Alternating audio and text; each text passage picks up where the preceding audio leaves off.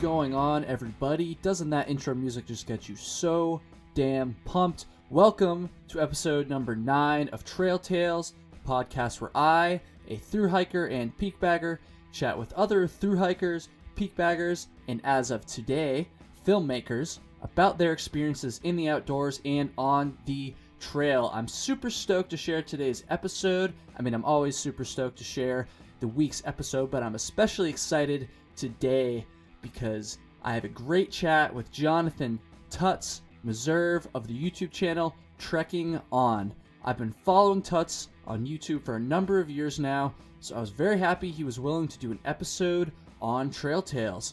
And I'm also very happy to say that today's episode is about the Adirondacks of New York, a place I've hiked quite extensively, a place that's kind of removed from the Appalachian Mountains, the AT, and that sort of trail system. It's kind of a weird contrast there. I'm not really sure what that's about, but I'm very excited to talk about the infamous Northville-Placid Trail on today's episode. Once we get into the conversation, we give a very thorough rundown of what the trail is, but for now, all you really need to know is that it's about 140 miles long, and it just goes straight up the heart of the Adirondack wilderness. It took Tuts 5 tries, that's right, 5 tries before he was able to successfully complete a thru-hike of the Northville-Placid Trail. We get into what happened there, we talk all about why this short trail is so difficult, and finally, the sense of accomplishment that Tuts felt after he was finally able to successfully complete the trail. I'm just so stoked. It's going to be a good one. I love the Adirondacks. Okay, so we're going to get into the conversation in just a moment here, but first, I gotta say the same thing I say at the beginning of every single episode. That's right, those of you that have heard different episodes of the show probably know what I'm about to say. That's right, I want you to help me out by reviewing Trail Tales on iTunes or whatever your podcast streaming platform is. That's right, go ahead, leave a 5-star review. I got a couple more this past week, but nobody wrote a message. Just kind of sad. If you want to leave a review and leave a message, I will happily read it out loud. A 5-star review, that is. I will happily read it out loud at the beginning of the next episode and give you the credit that you deserve. I would really appreciate it. It helps give the show more credibility because obviously I don't have very much credibility because I'm just kind of a goof. So that would really, really be cool. It'll help rank the show higher. More people will see it, blah, blah, blah, blah, blah. Yeah, I would really appreciate it. Go do that. I also want to plug my social media. That's right, you can follow Trail Tales on Twitter and Instagram. The handle is @TrailTalesPod.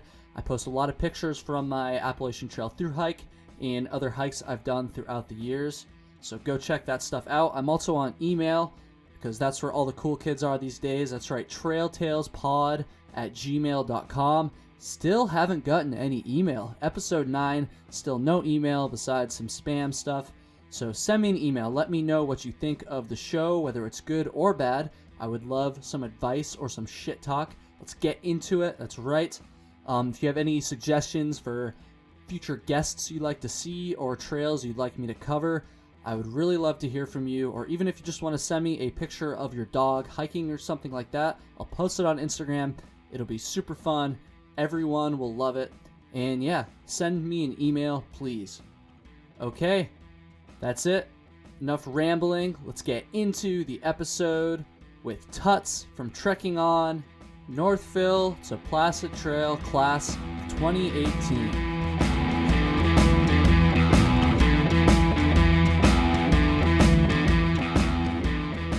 I'm here with Jonathan Meserve, Mr. Trekking On, Mr. Tuts from YouTube. I'm super, super stoked to have you here today, John. How you doing? I'm well. It's great to be here. Thank you so much for having me. No problem, man. So I kind of want to give like an introduction of how I learned about Tuts' YouTube channel. So when I was about 15 years old, I'm from Vermont, as anybody who's listened to the show knows. And I went on a day hike with some friends up Mount Mansfield, which is the highest mountain in Vermont, and almost in the town that I grew up in, right there, 5-minute drive to the trailhead. And that was kind of my very first hike ever. Part of the route up the mountain that I took was on a trail called the Long Trail. And I kind of had some questions about this trail. I was asking some of my friends what it was, and they didn't know too much about it, but they kind of explained that it's like this long distance trail that goes, the length of Vermont. And I was super fascinated by that. I ended up going on another hike a couple weeks later up Camel's Hump, another mountain in the area, and I saw my first shelter on the Long Trail there, and that kind of piqued my curiosity even more. And so when I got home from that hike, I pulled up YouTube, as any millennial does when they're curious about something, and I typed in Vermont Long Trail.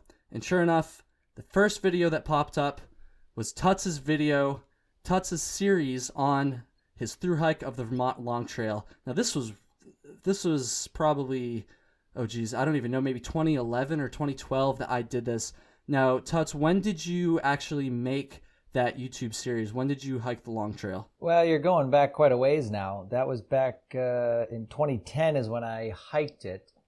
And then it was in the spring. And then I began posting that film in serial, because I used to do serials, in August, I want to say. After the summer camp I worked at got out, I started to post all of that. And, I want to say that's in 11 or 12 parts, I think, that series. It's been a long time since I've looked at it. So. Well, anyways, I found that series on YouTube, and like I said, I really wasn't familiar with the Long Trail other than just kind of knowing the length that it went, I guess, just the fact that it ran the length of Vermont. And I watched the entire YouTube series.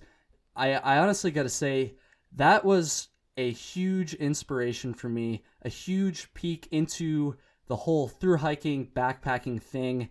And it, like I said, it really inspired me to kind of go out and start my own journey on the Long Trail. I ended up doing it in sections while I was in high school, so over the next year-ish after I saw that video. Oh, that's great. Which ended up eventually spurring me to go on thru-hike it again, this time in one shot a couple years later, and eventually go on to thru-hike the Appalachian Trail. So Tuts, I'm just saying this because, dude, I'm super stoked that you were willing to come on here today, and it's like, I don't even know, dude. I'm super stoked about it. I just wanted to kind of give that introduction there to let everybody know that I'm very familiar with your work, and yeah, I'm just really excited. But we're not here today to talk about the Long Trail, because we are here today to talk about the infamous Northville-Placid Trail.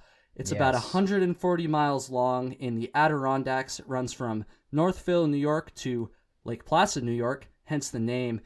Tuts and I have both attempted thru-hikes of this trail. One of us has successfully thru-hiked it, which is what we're going to be talking about quite a bit today. And another thing that we're going to be talking about quite a bit is Tuts' new film. It's called Northville-Placid Trail, If at First. You can find it on YouTube. I'm going to post a link to it in the show notes, and everybody should go check it out right now. That's right. Pause this recording, unless you're driving. In that case, you probably shouldn't check it out because that's dangerous, but, go check it out. It's really good stuff. It will be out at the time that you are hearing this episode, and we're gonna talk a lot about the trail. We're gonna get into everything about Tuts' thru-hike and some of his previous attempts to hike the trail before he actually was successul with it. Oh, the failed attempts. The failed attempts. I'm pretty excited to hear about that stuff, honestly. Yeah, I'm sure you are. We're going to take a step back to start here, a step back from the Northville-Placid Trail. And Tuts, I want to know, how did you first learn about backpacking, and what made you decide that you wanted to share all these trips with the world on YouTube? Oh boy, how much time you got.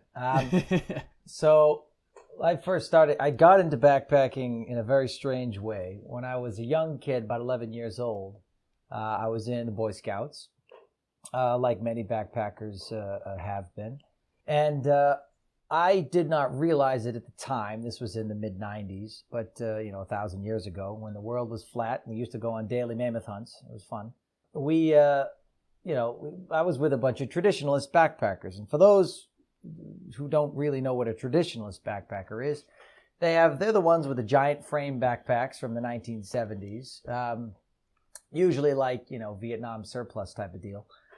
And, you load up your backpack with about 50 or 60 pounds of gear, and then you go out, and you have a first aid kit that's like an actual first aid kit that you'd find in an ambulance. You put that on your back. And I was an 11-year-old kid and 70 pounds at the time. And I had a backpack that was infinity sizes too big for me, we'll say. That was, really heavy. I was probably carrying about 40, 45 pounds on my back, and I only weighed 70. So it was not a pleasurable experience. I'm surprised you managed to find your way back out to the trail after an experience like that. Yeah, you and me both. It was a long, convoluted path, if you pardon the term, that brought me back to backpacking. There was the Appalachian Trail, really. I started getting into it when my sister got me a guidebook to the Appalachian Trail. It was a 2003 guidebook. Still have it.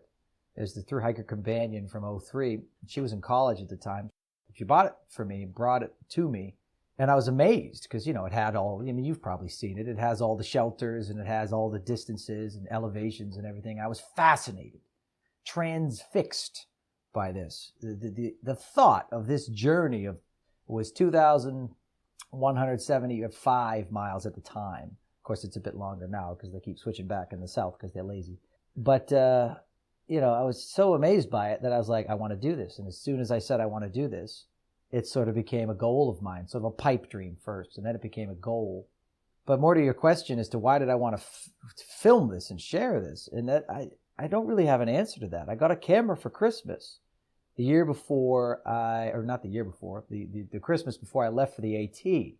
And, it was sort of it wasn't very early in digital camera, but it was, I still have it. It's a decent digital camera for the time where it could also take video. And I thought, well, heck, this is amazing. I can take video. And YouTube was still relatively in its infancy compared to what it is now. So I was like, well, I could just post these on YouTube and that would be fun.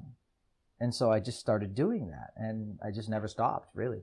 I've always been kind of drawn to your videos over some of the more recent, especially like the Appalachian Trail and Pacific Crest Trail vlogs, because I just feel like I'm probably not going to do them justice by saying this, but they're just more raw. They just strike me as more real, I guess. And that's not to say that other YouTube through hiking vlogs like aren't real. Like I'm not trying to start any shit there, but I don't know. This is just I really can't place my finger on it. It's that they're definitely unique and they definitely stood out to me.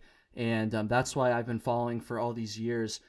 Now, I kind of want to transition into the current film a little bit, talk about the Northville-Placid Trail a little bit. Absolutely. So, for those of you listening, Tuts attempted the Northville-Placid Trail not once, not twice, not 3 times. I'm not trying to rub it in, and not 4 times, but 5 times. 5 times before he was successful. So I guess my first question on the subject of this trail, Jonathan, is what happened on it's such a general question, but what happened on those first 4 attempts? Kind of take me through them one by one and tell me what happened and why you weren't successful those first 4 times. Well, anytime, it's a phenomenal question. It really is, because anytime a thru-hiker is unsuccessful, they blame all sorts of different factors that are external factors, but really they're internal factors. Really, it's your will that ran out. It was your drive to complete your goal, whatever it is. Most thru-hikers are these task-oriented people, right? It's like, I have a goal and I'm going to go out there. There's other types as well. But especially, it's on the AT, it's a little bit different now. But most back in the day and most on all the other little trails around the country, most of these people are the task-oriented people, goal-oriented people. I am setting a goal and I'm going to go out to complete this goal. And, the journey is, an amazing part of all that. And it's really the experience of it. And there are many other types of thru-hikers. But what used to be the most common, especially on the AT, and now it's still the most common, but not on the AT, on many of the other smaller trails. And my will on all those, if I am to sort of sum it up, my will on all those attempts kind of ran out. The first one was actually when I hiked the New York Long Path. When I did it was such a pain in the ass. And I really mean that sincerely, because the guidebook was absolute garbage when it comes to being a usable guidebook for through hiking a long distance trail. It's a 350-mile trail, if I remember correctly. So it's not a walk in the park. It's a long, particularly long trail. And my goal originally was to finish the long path and then go right into the Northville-Placid Trail, because you can sort of do some road walking. Blech. Can't even Your really favorite say that. thing. Yeah, You're going to have to watch the videos to get that reference, folks. Anyway, so you'd have to basically do an extended one of those things to get to Northville, and at the time, Upper Benson, where the trailhead used to be for the Northville-Placid Trail. And so I was going to do that, and I got to the end of the long path, and I was just like, there's no way I am going to continue this, because I was so destroyed from the long path itself, which was quite a journey, that I was like, yeah, I'm not going to do that. So that was the first, like, quote unquote attempt where I was like, I'm going to do it. No, I'm not.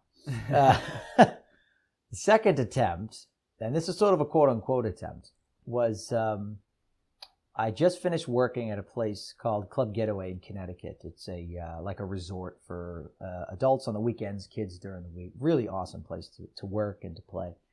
And so it was the fall. It was like early October, and I went up there.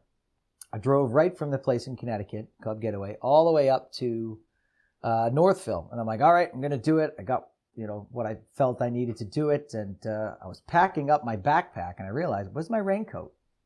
What? Where the heck is my... You're going to want that for sure. Legit. Especially in the Adirondacks. Yeah, and it was a nice, like, North Face, like that first generation North Face sort of blue, sort of really nice sort of raincoat, right? It's like way a step up from a poncho, Mm-hmm. And I'm at the trailhead in Upper Benson looking for this jacket, going, what the heck? Where is my...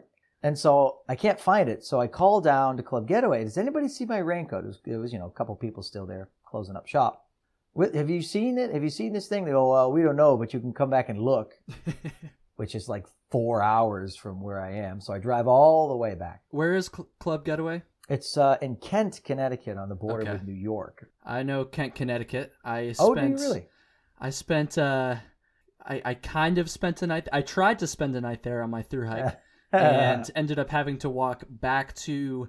I've told this story before, but yeah, I ended up having to walk back to the trail at like 11 o'clock at night, like 5 beers deep, just because there was no place to stay and I couldn't find a place to put my hammock up. Anyways, continue. Yeah. Sorry. There's not much there in Kent, really. It's a beautiful little town, if you're going for a drive or if you're coming off the AT. But anyway, so I drive 4 hours back after driving 4 hours up. And I'm looking and I'm looking and I'm looking. I cannot find it for the life of me. It's a huge property. It's like 300 acres. Can't find it in any of the lost and found bins. So I'm like, what the heck? Like, I can't do it. And at the time, I didn't have the money to buy another raincoat because I was just like right there. I didn't have this sort of system of making money throughout the year that I have now. So I had to scrap the trip after being at the trailhead. So that kind of destroyed me. And then the third attempt was when I actually got boots on trail. And that's the one that I actually have a failed attempts film about. Where I went up there, I was on the trail for 3 or 4 days, starting in Upper Benson. And just mishap after mishap after mishap just broke me down. I went the wrong way because of a poorly marked section that you can ask me questions about if you want. I do have a section on that. Yeah, my Walkman took a bath, and I can't sleep without my Walkman in the woods. I just can't do it. You can't sleep without your Walkman. What do you mean by that? Like, do you listen to like white noise, or like how do you use it to sleep? It depends on the night. Sometimes white noise will do it. Sometimes I just have to have like a basketball game on, or a baseball game, or music playing, or NPR or something. Just to distract me, because I get anxiety when I'm sleeping in the woods at night after all the thousands of nights, maybe 1,000 nights that I've spent in the woods, not just backpacking, but camping and working at different summer camps and such. I still can't do that thing without some sort of security blanket. It's, and it's completely, a placebo. It's not really doing anything, but it helps me sleep. And let's see, and then it snowed. So this was in November, if I recall, right? Yeah, early November. Yeah. Okay. Yeah. Which, as we've learned this winter, snow in November does happen sometimes. Oh yeah. Oh, of course. That's like Tuesday right now, isn't it? Happens all the time. So, yeah, and the snow wouldn't have bothered me too much because the old thru-hiker trick of putting Ziploc bags in your shoes. My wonderful trail running shoes with the nice treads that are not waterproof because, again, there's almost no such thing as waterproof, as I've said many times in my films. You put the Ziploc bags in your shoes and your feet stay pretty dry. So that wasn't bothering me. But the loss of traction over the course of however many miles I was walking through the snow wrenched my knee a little bit over time, and I was developing this overuse injury. So this is right at the end of it, and after all those mishaps on this attempt, my knee was starting to hurt, and it just broke my will after all the crud that I went through to get there. Right. I bailed out at Wakely Dam and was very lucky to get a ride from Wakely Dam. I was gonna say there's really not much up there. It's pretty much just a campground up. I think it's a dirt road or just a very remote access road. So yeah, that is pretty lucky. Yeah, it was dirt for a long time. Then it turned to pavement. Then I was able to catch a ride from a couple of hunters who were going in, and I waved them down. They brought me to this. They brought me to this older lady who could barely see and offered to drive me down to the ranger station. And I thought, I've lived a good life. I mean, it's not a long one, but it's a good one. Why not? So I like roller coasters. So we went down there, and she almost ran off the road 20 or 30 times in the, maybe 8 or 10 miles to the ranger station. When I got there, the ranger, younger guy, maybe in his early 20s, was like, "You got to ride with her? Oh my God, she's like going to kill somebody." Hey, beggars can't be choosers. Yeah, I'm like, yeah, whatever. It's fine. I lived. And that ranger was super nice because he took me all the way back to my car. Oh, wow. I've been incredibly lucky catching rides throughout the country when I've needed to. It's just the nicest people all around the country that have taken me way out of their own way. Just insanely out of their own way. I owe a lot of people a lot of thanks. Probably a lot of money, too. And the fourth attempt was last summer, actually, where, and this is the dumbest one. This really is. So, I'm really close, and I'm like, oh, it's going to be really close to afford this. I'm spending the summer up in Maine, my family's property. And I'm like, well, all right, I'm going to go do it. And I decided I'm going to get a bear can. Never had owned a bear can before. So I'm going to get one. And I get one, and it's a bit pricey. I get it.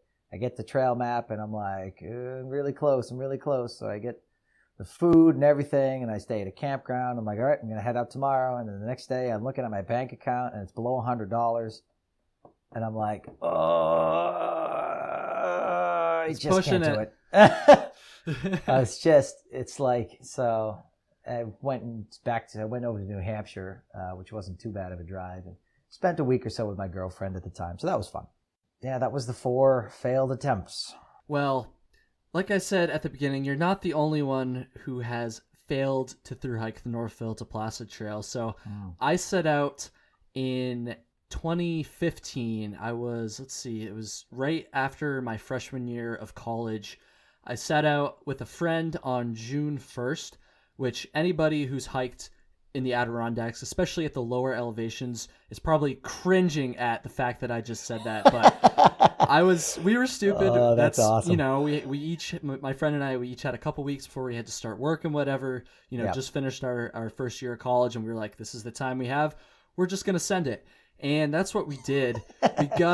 We made it all the way to the road crossing at Long, I think it's 26, I want to say, the road that goes into Long Lake. So we were only about probably 2 or 3 days max from the end of the trail. But yeah, you were real close. It's kind of funny because, so I don't know if you remember around that same time in 2015, the prisoners that broke out of Dannemora prison, that maximum security prison. So we were, it's such a stupid story. I feel like such an idiot every time I tell this story. It's beautiful, man. It's wonderful. I love it. So we didn't have any cell service the entire hike up until our last night. We were about 10 miles south of that road crossing where we bailed.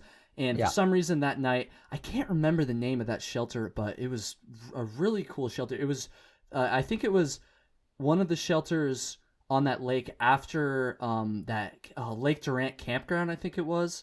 Yeah. I can't remember the name of the lake, but it's beautiful, beautiful spot. Was it the O'Neill Flow? Was it that one? It's not ringing a bell. Honestly. No, that was before that. Sorry. I can't even remember. But anyways, first night on the whole trail, I had cell service, right? And it was probably about 5:30.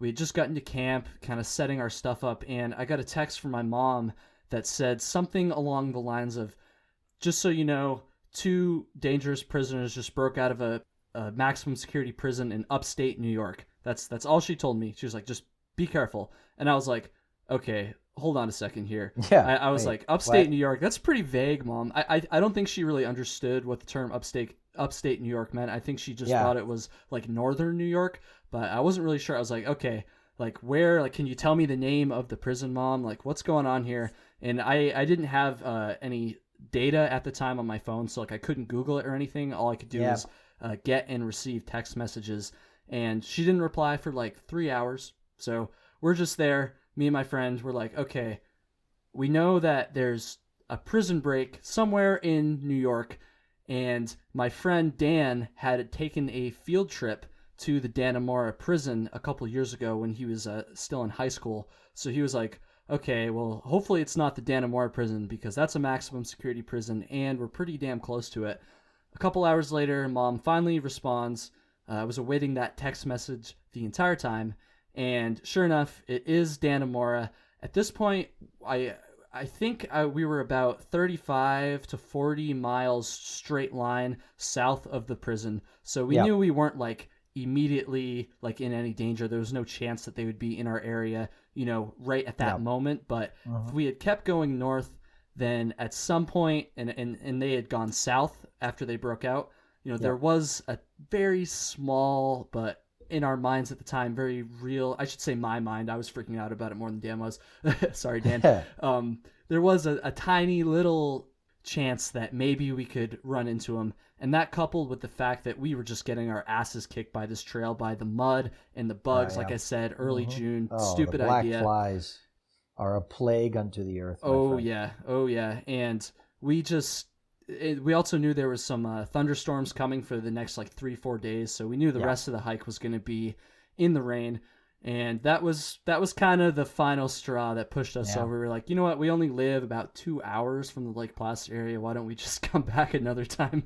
So anyways, that's my failed attempt story. Let's get back to talking about the trail a little bit more and your experiences on it. I've got a bunch of questions written down here.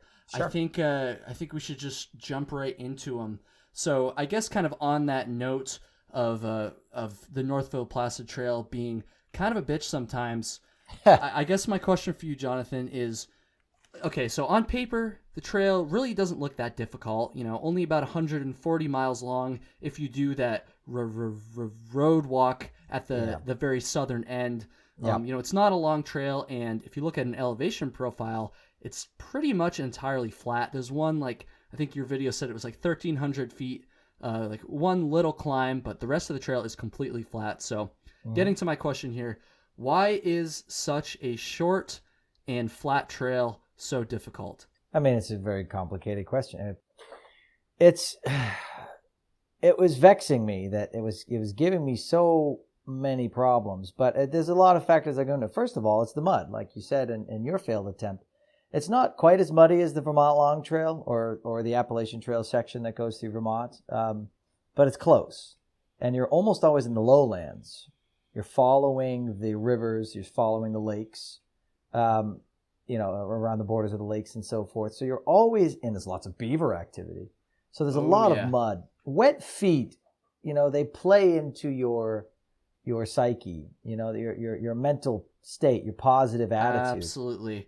And not to mention the trail, for those of you who don't know, it's not like the Appalachian Trail or the Long Trail in that it doesn't really go over any mountains. Like I said, it's pretty flat. So most of the significant land features, I guess, are ponds and lakes, which obviously just contribute even more to it being such a wet, muddy trail.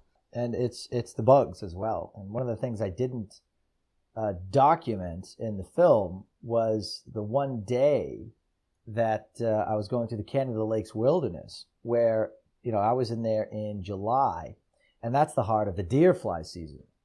Now, I'm pretty used to deer flies in the backwoods of Maine and the backwoods of New Hampshire, but I have never experienced deer flies like I did for about a day and a half on the Northville-Placid Trail in July. Normally, you go out in the woods that time of year, and there might be, 6 or 8 or 12 deer flies buzzing around you, and you wear a shirt, and they don't usually bite you through your shirt or anything. You're pretty good. When I was on this trail in the Canada Lakes Wilderness, there were probably 30 or 40 deer flies. And deer flies, they're not quite as large as horse flies, but they're decent-sized bugs, and they got a yellow back or tan colored back. And when they bite you, it hurts. And I mean, it really hurts. It makes you wince. It makes you jump. It hurts so much.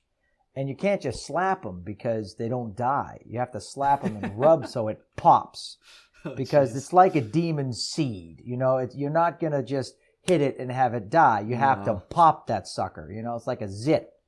You got to pop that thing, or it's just going to keep coming up, And I'd never seen that many, and they were biting me through my shirt that is supposedly an insect-proof shirt, right?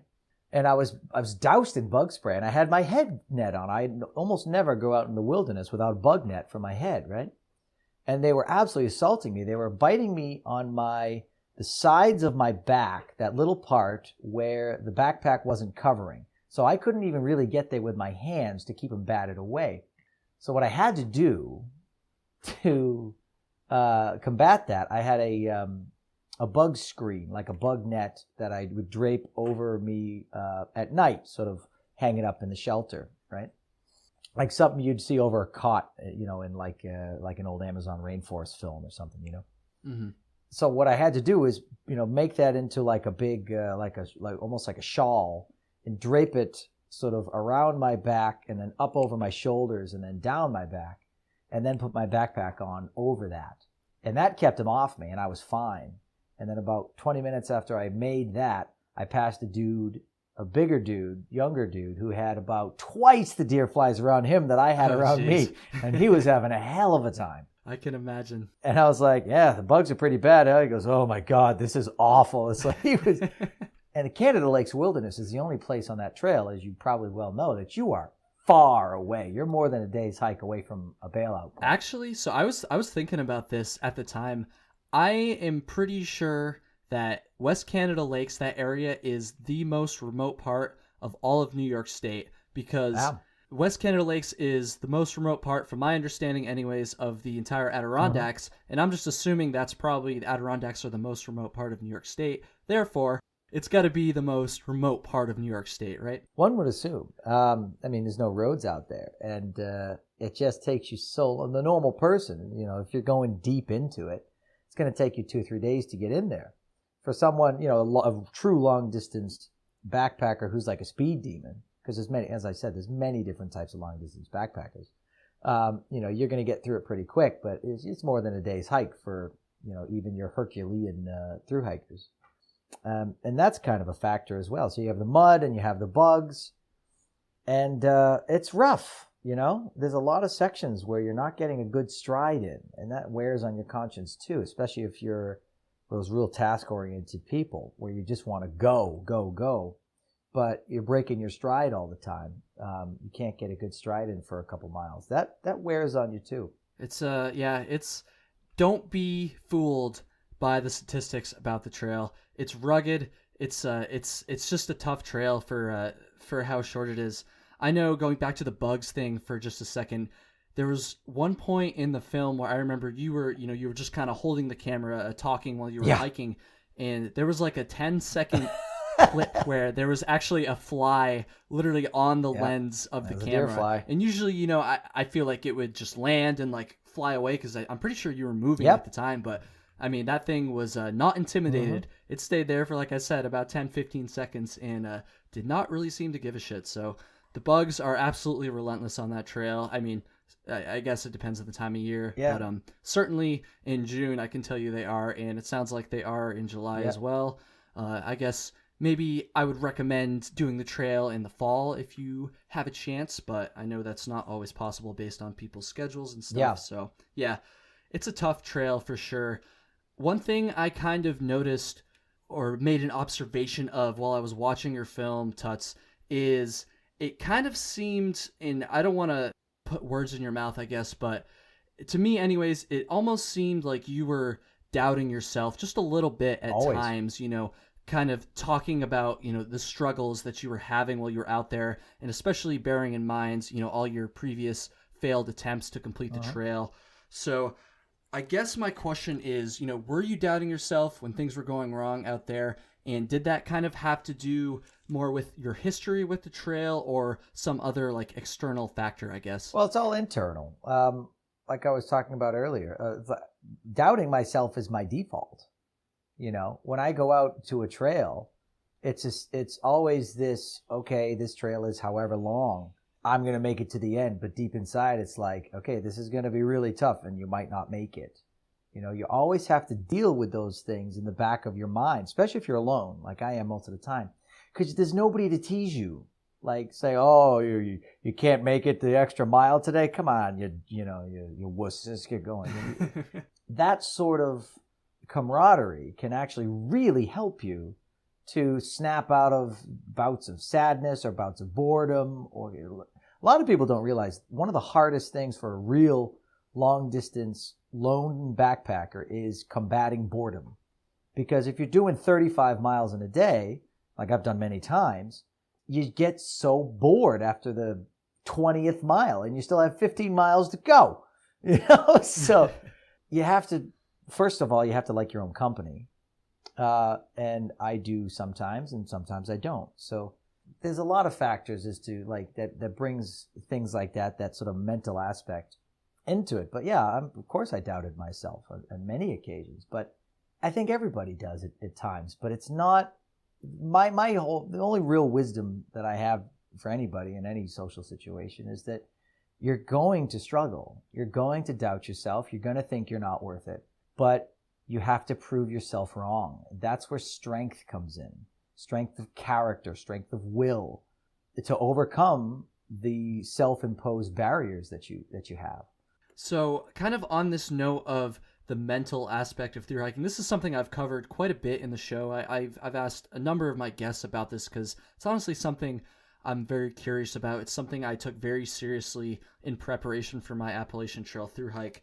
I've noticed on in your films that kind of mental struggle you seem to have. I don't want to say struggle, but focusing on the mental the mental aspect of your thru-hike, of whatever trail you're doing, is something that plays a really big role in most of your films. So I guess I kind of want to ask, just from a fan's perspective, is that something that you kind of choose to focus your films on intentionally, or is that something that just kind of comes out naturally and you just kind of capture it as you go up the trail? Well, my films are my way of expressing myself. That's really what they are. And I'm trying to have a conversation with the world about, look, this is the person that I am. And I'm doing it through the medium of something that I'm trying to accomplish, that I'm trying to become. And the story of the trail is important, but also it's one paragraph in a larger chapter in my life. And I'm trying to tell that story of my perspective, and that's really what it is. It's my perspectives, my views on life, and I tell it through this medium of, I'm a long distance backpacker, and I'm going to challenge myself and see what happens. The mental aspect of thru-hiking is just something I find so fascinating. I could probably do an entire podcast just on that if I wanted to get even more niche, which I don't, but I could. It's definitely a really fascinating topic. Do you have, I guess you kind of gave a lot of advice there, but this is a pretty general question that I've asked most of my guests about their thru-hikes. Do you have just any general advice on how people can either prepare mentally before a thru-hike, whether it's a long one like the Appalachian Trail or a short one like the Northville-Placid Trail? Just any general advice about staying strong mentally in the face of adversity while you're out on the trail? Well, the first thing is don't overestimate yourself. That's the biggest thing. I have, especially when I do the real long trails, like when I was on the PCT, there were so many people who were starting out that were grossly overestimating the amount of miles that they could do, the amount of gear that they could carry, and what the experience was going to be. Because again, there are a lot of days where it's drudgery. Like you're getting miles in because you're trying to get from place to place, or you're going to run out of food, or you're trying, especially on the PCT, you're trying to get to the next water source or before you run out of water. So you're, pushing and you're rationing and you're trying real hard to keep positive through all that. So don't overestimate yourself and don't underestimate the difficulty and the roughness of it. There was a guy in Big Bear, and I don't want to get too far off topic here, but there was a guy in Big Bear in California about to set out on the PCT, and I happened to be going through at the time, and we spoke for a little bit. And I saw him later on in the day. He had started on the trail further up than where I got back on the trail. And I saw him, and he was about 3 or 4 miles into his hike. I was about maybe 15 into mine. And I'm like, how you doing? He goes, oh, it's rough. I go, yeah, it is rough. It's incredibly rough, And he was carrying, 50, 60 pounds on his back. He was a bigger guy. He's maybe 180 pounds or so, 200 pounds, bigger guy, strong. And it's like, go back to the hostel, explode your pack, figure out what you don't need, come back, try it again, and lower your expectations of what you can do for now. Yep. And then you'll be fine. It's definitely a good piece of advice.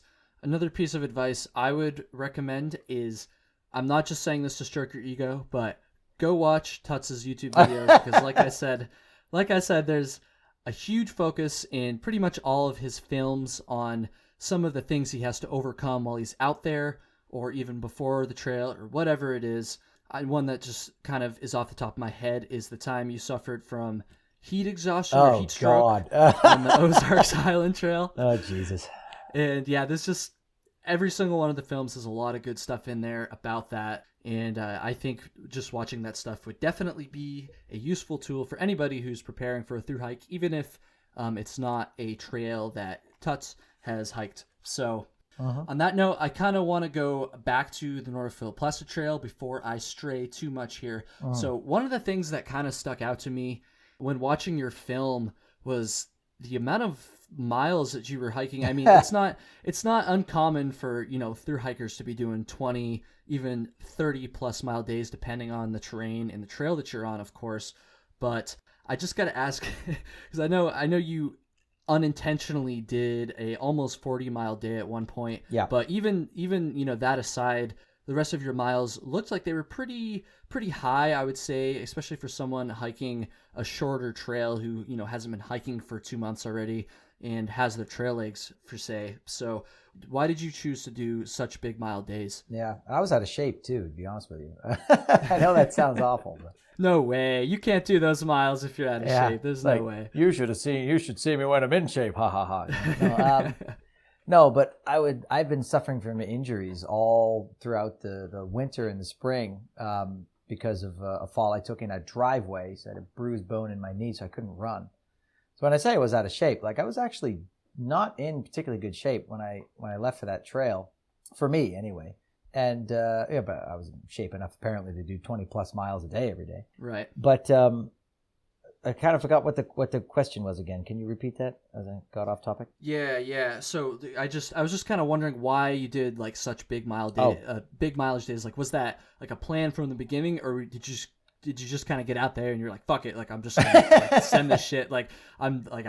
I gotta get back at this trail. I gotta finish it. I don't know. Why were you doing such big mileage days? Well, I always feel it out. I always do it by feel. It's like by braille. You know what I mean? I'm sort of figuring out my body, figuring out my mental state, figuring out what I'm able to do in the time. And I go based on that. If I get to a shelter and I go, I can make it to the next shelter, absolutely, then I'll do that. And sometimes that works out really well. Sometimes I'm really struggling by the end of the day. But I've been very lucky in the fact that I very rarely get overuse injuries when I'm backpacking. And so with this one, I started out and I made it to 20-something miles first day. I think it was 22 miles almost. And I just kind of went up from there. I think that was my lowest mile day on the trail. And I felt good. I felt strong. And I was just like, all right, that's it. This trail is over with. I'm going to destroy this trail. It will go in my past. I will never see it again. Just gonna send it. Till the end of the film. Till I edit the film, rather. And yeah, it was just sheer tyranny of will, I think. I gotcha. I think that definitely came out in the film for sure. It was clear that, despite some of the things that went wrong on that hike, as happens with just about any long distance hike, oh yeah, you were very determined to push through it, especially after all the failed attempts. If I need to remind you one more time. Yeah. So no, I thought that was really good. So kind of staying on the topic of your specific hike itself, you did talk about this a little bit in the film, but just for those that are listening, I kind of want to know your first physical attempt where you actually set foot on the trail. You went northbound. You started in Northville. You were trying to make it to Lake Placid, and it sounds like your other attempts, you were planning on doing that as well. Yeah. I know that when I did it, I went northbound. So I feel like, I don't know for sure. I'm sure there's probably not any statistics on it, but just from my understanding, I think that most people generally will hike the trail northbound. But you decided, on this final successful attempt that you wanted to go southbound. Can you just kind of talk a little bit about why you made that decision? Well, I was going to do it northbound, but the only ride that I could get, and I have to do a shout out to the person that gave me a ride. Her name is Danielle, and because of the experience that she had with me, and I guess with a couple other people as well, doing shuttles, she decided to start up a shuttle service. Oh, nice. Danielle Walter, phenomenal human being. I got the ride from her through the Northville-Placid Trail Facebook page. It's like the hikers' Facebook page, kind of. Yep. And I was like, hey, can anybody give me a shuttle? And she's like, absolutely. And she's got a great character about her. She's got very strong character. And she was going up that day anyway to the High Peaks region. And she goes, well, I got a place for you to leave your car. And because I couldn't do it at the kiosk, there was like a carnival that day. And so I couldn't do it there. But she goes, oh, yeah, you leave your car here in front of my friend's house, which is like half a mile from there. And I'll take you up there and drop you off. And I'm like, oh. So Danielle, seriously, awesome. Thank you so much. I owe you a lot. So it sounds like that decision was more based off of, I guess, convenience rather than trying to take like a different approach after, the, to remind you again, the failed attempts before. So yeah, it was convenience. And I was totally okay with it because it's like, well, maybe this is a good omen for me. Not that I'm particularly superstitious, but it turned out to work. Hell yeah. Another thing that kind of stuck out to me in the film, I watched it twice. I watched it last night, and I watched it about an hour, 2 hours before we started filming.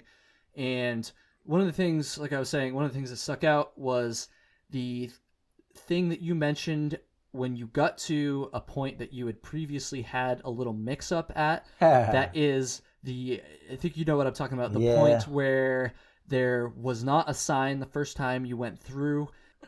It kind of threw you off, and you ended up going about 7 miles in the wrong direction. Why don't you just kind of explain what happened there, and then I kind of want to transition it into a broader topic, something that you've talked about in other films as well, of how important it is to have solid information in your guidebook and your maps and stuff. So God, I don't mean to bring back bad memories, but I got a slew of them. I want to know. But that's life, you get on with it. Absolutely. So this was back when the trailhead for a thru hike was in Upper Benson, which is near Northville. And it was only like 126 some odd miles, the trail, because the road walk was so extensive that they just didn't include it in the thru hikes. So they said, oh, it's a 126 mile trail, whatever. So about a mile and a half or so up the trail from Upper Benson after a beautiful suspension bridge, which, as you know, are everywhere on that trail. And Oh, yeah, quite a bit of them. Amazing to cross. It's like the highlight of the trail is these creaky, really unstable feeling, but particularly stable in objective truth, bridges. And right after that, I got to a point where there was a blowdown in the middle of the trail, and you really couldn't make it out. It was a little bit uneven, and you couldn't really even make out the trail. My senses told me to look up to the right, just your thru-hiker sense, right? You have it, and you go, okay, I think there was a blaze just on my right. Goes up a little hill, up like a draw. And, okay, there's the trail, blue blazes, and I just start going up. And 7 miles later, I came out on a road, and I'm like, this road shouldn't be here.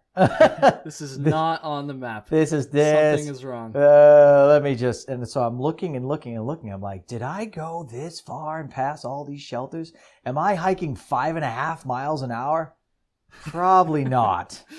Something's wrong. Something's up. And there were no signposts at the time. There was no signpost at the road. There was no signpost at where I took that right. So I didn't know anything. There's a little parking lot across, and I walk over there. There's nothing. What year was this? 2014, I believe. 24. Because I was going to say, I'm pretty sure that sign was there when I was going through in the spring of 2015. So you must have just missed it. Yeah. Funny story about that. I published that film pretty much right after I did it because I had very little footage because I didn't finish the damn trail. And the Northville-Placid Trail people got in contact with me almost immediately. And one of them did. I think it's Tom Wemmitt or something like that. That name sounds familiar to me. Anyway, he said, yeah, I've been on the rest of the crew for like 3 weeks. It's like, we got to mark this better. We got to put a signpost there, blah, blah, blah. You're not the first person to do that. And he was like, he was like so like apologetic and everything. Uh-huh. But anyway, so I decided, okay, well, I didn't cross any pavement. And this is the first pavement I've seen since the trailhead. So if I take a right here and I just keep going in this direction and I keep taking rights, eventually I'm going to get back to my Jeep, or I'll hit something where I can identify where I am. Turned out to be a good decision. I was able to get back to my Jeep within a few miles. Wasn't that far away from the trailhead. And so I got back to my Jeep and I decided, okay, I'm going to sleep in my Jeep or wherever I slept. I forget where I slept. And went back at it the next morning. And, I went out and got to the trail intersection, made a little piece of film while I was there, and then kept going up that trail, up the real way the trail went. And that was that was the second mishap on the trail, to be honest with you, in the first mile and a half.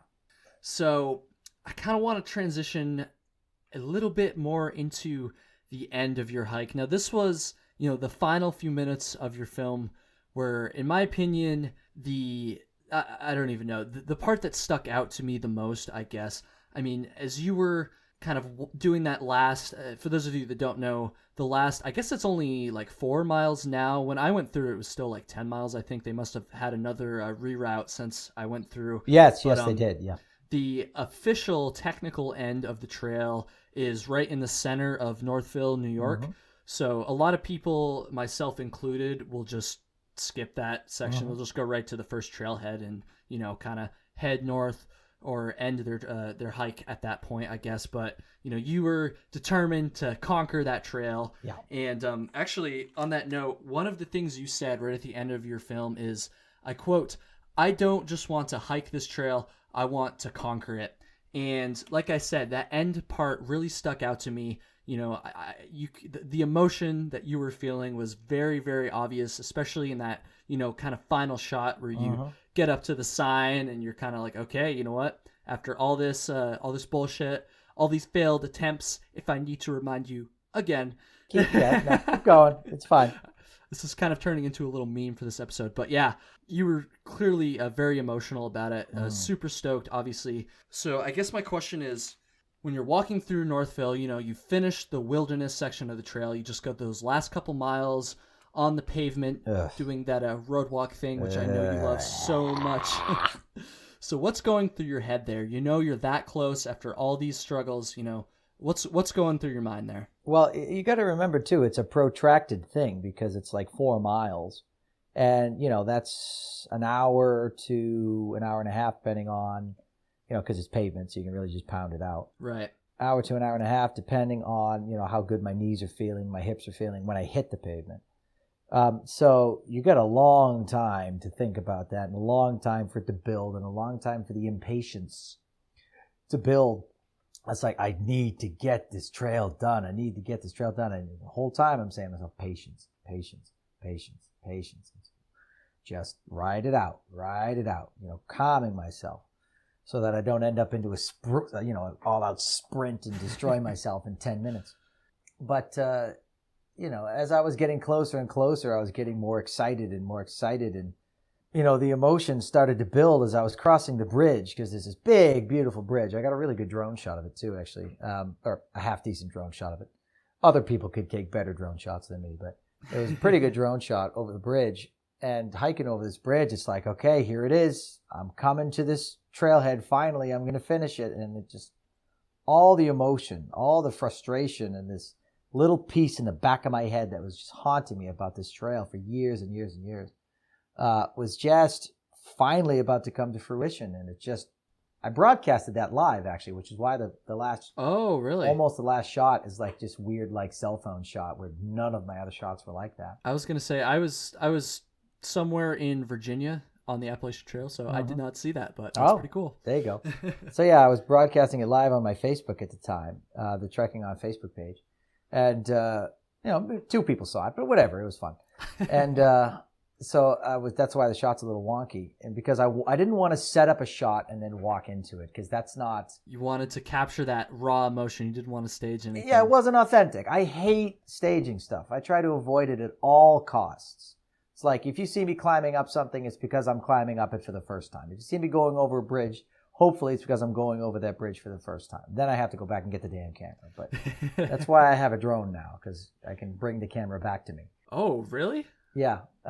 It's not easy to use necessarily, but yeah, that's crazy. the idea behind it. I've never heard of that before. Yeah. I didn't use it as much on that particular trail. My newer films that are coming out in the preceding months will have a lot more drone activity on them. Cool. So you can look forward to that anyway. And yeah, just that emotion just spilled over and just came out, and it was totally authentic. I wasn't forcing anything. I was feeling everything, No, you could really tell from watching it that, I mean, it all just kind of came out there. I gotta say, I'm generally not a very emotional person, so it's kind of weird for me to talk about, but that shot kind of like instilled something in me. I don't know. Originally, after my failed attempt on the Northville-Placid Trail, I was thinking that I would just go back and do that last 30 miles just in an overnight, on a weekend or something. It's really only, like I said, it's probably only about an hour and a half, 2 hours maybe to Lake Placid from where I live in the Burlington, Vermont area. So yeah, that was my plan originally. But dude, there was just something about that shot, and I guess just the film in general that kind of made, I know I said this to you last night when we were chatting, it kind of made me want to just go back and just redo the whole thing, like do a proper end-to-end through hike. And I think I would honestly probably do the road walk at the end or the beginning, depending on what direction I go as well. So I don't know, like a lot of inspiration today, Tuts. Like, I don't know, like it's good stuff, man, for sure. I greatly appreciate that. I really do. And I hear that sometimes, and it always like warms my heart and helps me to reaffirm sort of why I'm telling my story, because I came from some sort of tough areas, sort of emotionally, not a tough area sort of physically. You see my neighborhood I grew up in. It wasn't a bad neighborhood at all, but a lot of trauma in my young life. And it's like, I want to help people to rise over that, and maybe in a very self-serving way, I guess, but because it helps me feel like maybe my life has been worth it. Maybe I went through all that for a reason. So when I hear that sort of stuff, and it's rare, but when I do, it always makes me feel very happy. So thank you very much for telling me that. No problem. And thank you for pumping out the good content. I know a lot of people, I'm sure you've experienced this yourself, love to just kind of live vicariously through those YouTube videos, when you're sitting in class or at work or just kind of wasting time on the weekend or whatever it is, especially during the winter. If you're me, it's great to kind of go through and almost experience some of those things through the content that not just yourself make, but lots of other great filmmakers on YouTube, lots of thru-hiking filmmakers make. So it's good stuff, man. We're at almost an hour here, so I kind of want to start to wrap things up. Sure. So before we go, I kind of want to give you a chance to plug your Facebook and any other social media that you may or may not have, and tell people where they can go and check out your stuff. Well, yeah, I mean, if you enter Trekking On YouTube, all my stuff comes up quite simply. Please give me a subscription because I don't have many of those. And Facebook, it's Tuts Trekking On, @Tuts Trekking On. And I have a website, trekkingon.com. I got it early enough to be able to actually get the .com, so yay me.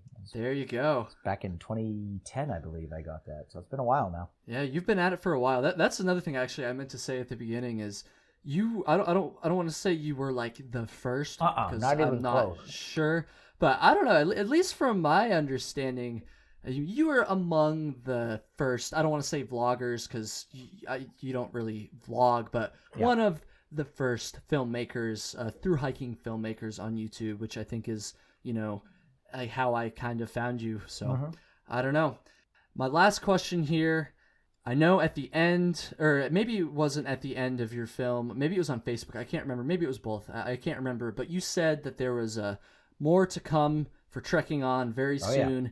Is there any chance you can give kind of a sneak preview of what's going on, what the future of the YouTube channel and your content holds? Any exciting films coming out soon that you can spill the beans on? Yeah, absolutely. So I got 3 more major films coming in the next 3 months. I'm going to do 1 a month. And then, of course, there's a preview that comes the week before the release. And then I'm going to do a companion video the week after. So it's going to be sort of like this, where my viewers get a chance to ask me any questions that they want.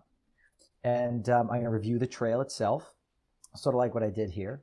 And also give anybody a chance to ask any questions about that particular trail, and do something like that. And my films that are coming out are the 3 other adventures I did over this summer. I did a trip down in Kentucky on the Sheltowee Trace, another trail that I had a failed attempt on, and that's a theme for me, dude.